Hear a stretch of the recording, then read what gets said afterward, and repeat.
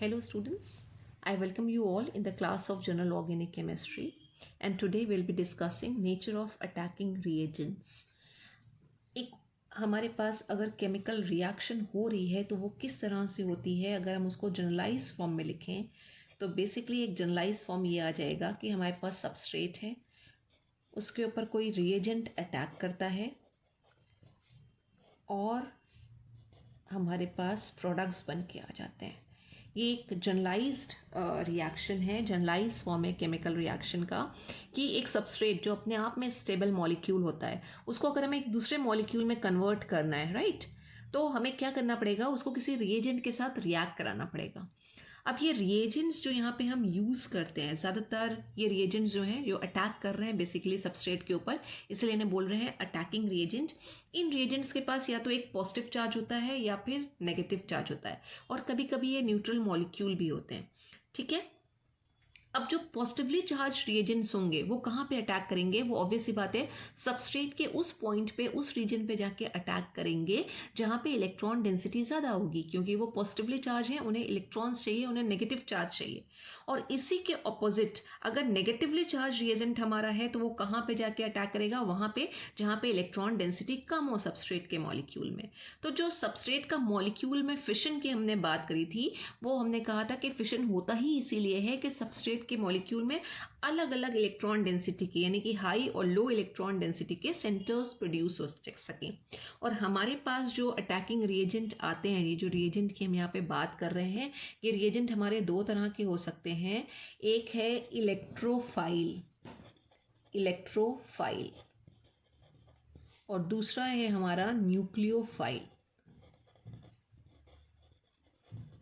Right, electrophile या nucleophile. For example अगर हमारे पास HCl हमने यूज़ किया है एज अ रिएजेंट, तो ये HCl जो है वो डिसोसिएट होगा H+ में और Cl- में. तो इसमें से जो पॉजिटिवली चार्ज H+ आ रहा है इसको हम बोलेंगे, ये क्या होगा, इलेक्ट्रोफाइल होगा, जिसको हम E से भी रिप्रेजेंट करते हैं, इलेक्ट्रोफाइल. इलेक्ट्रोफाइल का मतलब क्या है, electro is for electron, negative charge, file is for loving. तो ऐसी स्पीशीज जिनके पास इलेक्ट्रॉन डेफिशिएंट हो, जिनके पास इलेक्ट्रॉन की कमी है, जो इलेक्ट्रॉन लविंग स्पीशीज होंगी, उनको हम बोलते हैं इलेक्ट्रोफाइल. और इसी के ऑपोजिट ऐसे सारे के सारी हमारी स्पीशीज जो इलेक्ट्रॉन रिच हैं, उनके पास एक्स्ट्रा इलेक्ट्रॉन है और वो अपने इलेक्ट्रॉन पे डोनेट भी कर सकते हैं, इसी वजह से उनको हम बोलते हैं न्यूक्लियोफाइल और हम उसे रिप्रेजेंट करते हैं NU की तरह. तो एक रिएजेंट का मॉलिक्यूल जब टूटता है, उसमें चाहे होमोलिटिक फिशन हो रहा हो या हेट्रोलिटिक फिशन हो रहा हो, हमारे पास इलेक्ट्रोफाइल और न्यूक्लियोफाइल बन के आते हैं. और हमने पहले भी बात करी थी कि हेट्रोलिटिक फिशन जब भी होता है तो उससे हमारे पास इलेक्ट्रोफाइल और न्यूक्लियोफाइल आएंगे. और heterolytic fission polar molecule, non polar molecule दोनों में होता है. होमोलिटिक फिशन जो भी होगा उससे हमेशा फ्री रेडिकल्स बनेंगे, लेकिन हेट्रोलिटिक फिशन से हमारे इलेक्ट्रोफाइल और न्यूक्लियोफाइल्स बनते हैं. इलेक्ट्रोफाइल की पहले हम बात करते हैं कि इलेक्ट्रोफाइल क्या होते हैं. इलेक्ट्रोफाइल या फिर इलेक्ट्रोफिलिक रिएजेंट जो होंगे वो इलेक्ट्रॉन लविंग स्पीशीज होंगी, यानी इनके पास जो होगा वो इलेक्ट्रॉन कम होंगे, इनके अंदर इलेक्ट्रॉन डेफिशिएंट सेंटर्स होंगे. तो ऐसे सारे के सारे रिएजेंट जो क्या कर सकें, इलेक्ट्रॉन पेयर को एक्सेप्ट कर सकें, उन्हें हम बोलते हैं इलेक्ट्रोफाइल. ये भी चीज़ें कभी कभी आपसे शॉर्ट नोट में पूछ ली जाती हैं कि इलेक्ट्रोफाइल्स क्या होते हैं. तो electrophiles are electron loving species and all those reagents which can accept a lone pair or an electron pair, they are called electrophiles. And as they are electron loving species, so they will always in fact attack on those centers where electron density is maximum or the centers which are rich in electron density. अब ये electrophiles हमारे पास क्या हो सकते हैं, अभी जैसे हमने यहाँ पे लिखा, इसके examples की हम बात करें तो H+ हमने लिखा था, ये भी electrophile है. अगर हम बात करें तो हमारे पास HSO3+ आ जाता है. बेसिकली जब हम इसको लिखते हैं तो ये तरीके से ना लिख के हम इसको लिखते हैं SO3H और यहाँ सल्फर के ऊपर पॉजिटिव चार्ज दिखाते हैं. ये दोनों स्ट्रक्चर बराबर हैं और इसको हम बोलते हैं हमारा सल्फोनिक ग्रुप है. HSO3 ग्रुप सल्फर के साइड से लिंकिंग होती है, इसलिए हम चार्ज सल्फर के ऊपर दिखाते हैं. NH4+ ये भी जो है इलेक्ट्रोफाइल की तरह बिहेव करता है. इसी तरह NO2+, राइट, और NO+, जहाँ पे भी पॉजिटिव चार्ज आ रहा है वो सारे के सारे हमारे क्या होंगे, इलेक्ट्रोफाइल होंगे। इसी तरह से Cl+ भी बनता है, जो हेलोजन आटम है उसके ऊपर भी प्लस चार्ज आता है। F के साथ नहीं बनेगा, लेकिन Cl का यहाँ पे इलेक्ट्रोफाइल बन रहा है, Br पॉजिटिव चार्ज के साथ आ रहा है और ऐसी I भी पॉजिटिव चार्ज के साथ आएगा। तो ऐसी सारी स्पीशीज जिनके ऊपर पॉजिटिव चार्ज है वो सब इलेक्ट्रॉन लविंग स्पीशीज होंगी और उनको हम बोलेंगे इलेक्ट्रोफाइल्स। इसके अलावा न्यूट्रल मॉलिक्यूल्स में ऐसे मॉलिक्यूल्स जिनका ऑक्टेट कंप्लीट नहीं होगा, जो इलेक्ट्रॉन डेफिशिएंट होंगे, राइट, जो लुईस एसिड की तरह बिहेव करते हैं, यानी इलेक्ट्रॉन पेयर को एक्सेप्ट करते हैं, वो भी सब इलेक्ट्रोफाइल में आएंगे। जैसे कि AlCl3, राइट, ये भी हमारा इलेक्ट्रोफाइल है क्योंकि ये इलेक्ट्रॉन डेफिशिएंट है, ये लुईस एसिड है। सल्फर ट्राईऑक्साइड SO3 एक इलेक्ट्रोफाइल है। फिर BF3 एक बहुत ही कॉमन एग्जाम्पल है जहाँ बोरॉन का ऑक्टेट कंप्लीट नहीं होता है, BF3, ZnCl2, FeCl3, ये सब न्यूट्रल मॉलिक्यूल है, कोई चार्ज नहीं है बट इनका ऑक्टेट कंप्लीट नहीं है, इसलिए सारे के सारे मॉलिक्यूल्स किसकी तरह बिहेव करेंगे, ये बिहेव करेंगे इलेक्ट्रोफाइल्स की तरह। इसी कैटेगरी में अगर हम और बात करें तो कार्बन डाइऑक्साइड भी एक इलेक्ट्रोफाइल होगा।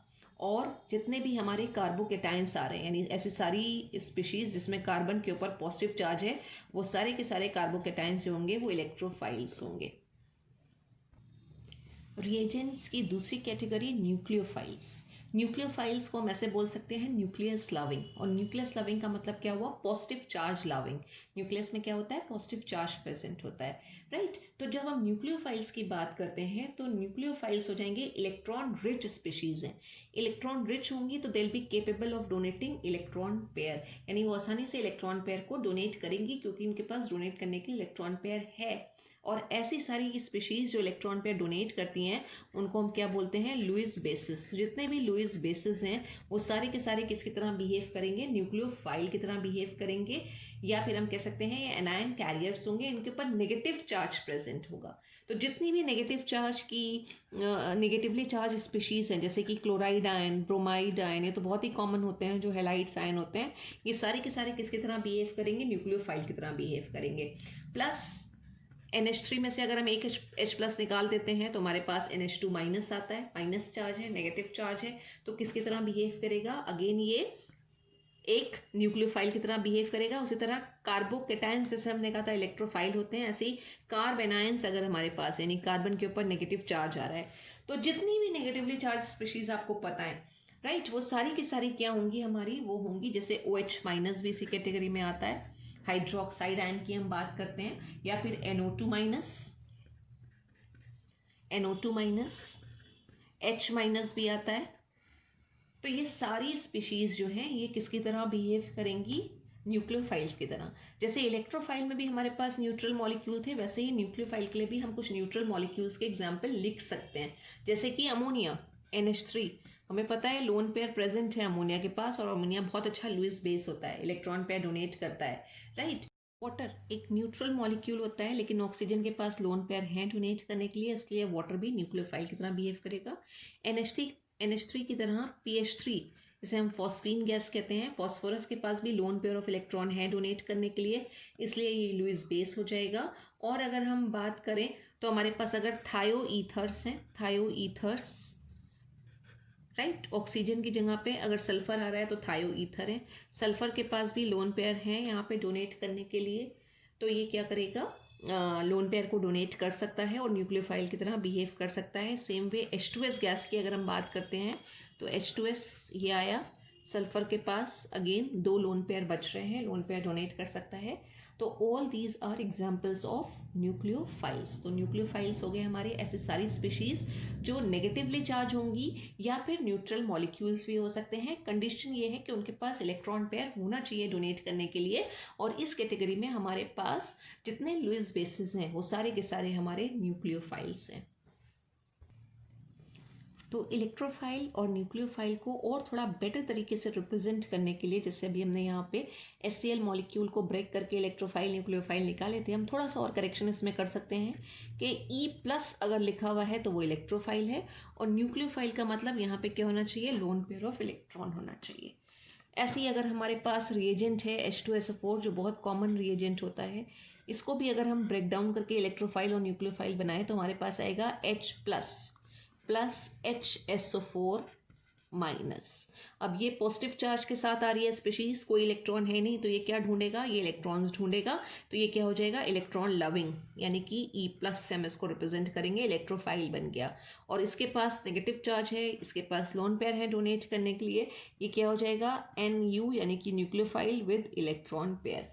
तो this is about electrophiles and nucleophiles. Thank you so much students.